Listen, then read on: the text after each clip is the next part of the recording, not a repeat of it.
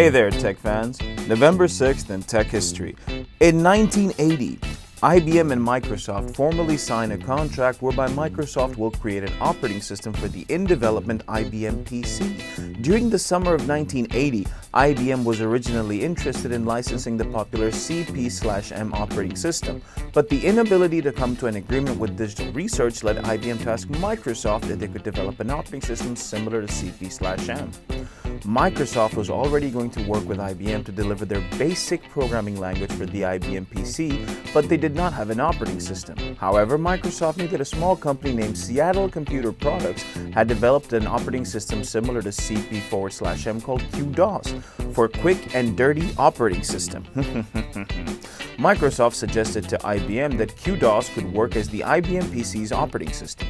IBM asked Microsoft to license and further develop the operating system, which led to the formal contract on November 6, 1980.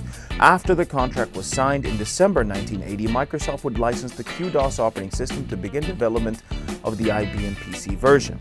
In July of 1981, just weeks before the IBM PC would ship, Microsoft purchased full rights from SCP for what was now called 86DOS. IBM PC-DOS was the name of the operating system that would ship on the IBM PC, but it was Microsoft that wholly developed the operating system after acquiring it from SCP. Microsoft shrewdly induced a clause in the agreement that allowed them to sell the operating system to other companies under the name MS-DOS. It was this clause that changed the course of technology history, opening the door for Microsoft to become the dominant technology company of the PC era. Microsoft seemed to understand that by controlling the operating system, the underlying hardware became less relevant. IBM obviously did not consider this concept, nor did they foresee that companies would be able to successfully clone their hardware platform.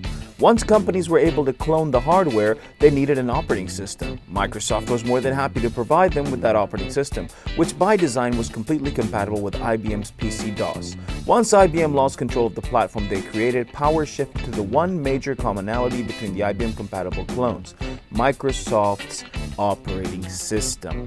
It was IBM's name that pushed the IBM PC into prominence, but it was the combination of hardware cloning and Microsoft licensing the operating system that created the dominant platform of the PC era, crushing nearly all competing personal computer platforms in the process.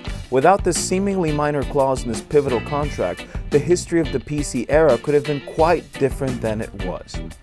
Also, in 1928, the New York Times began flashing headlines outside its offices in Times Square using an electronic sign that wrapped around the fourth floor called the Motograph News Bulletin. In 1935, Edwin Armstrong presented his paper, A Method of Reducing Disturbances in Radio Signaling by a System of Frequency Modulation, to the New York section of the Institute of Radio Engineers, braving the skepticism of AT&T's John Renshaw Carson, who wrote previously that FM radio had no particular advantages over AM.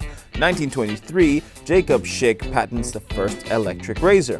1814, inventor of the saxophone Adolph Sax is born. And finally, in 1861, James Naismith, the inventor of basketball, was born in Ontario, Canada. That's it for today, tech fans. Thanks so much for tuning in. Catch you next time.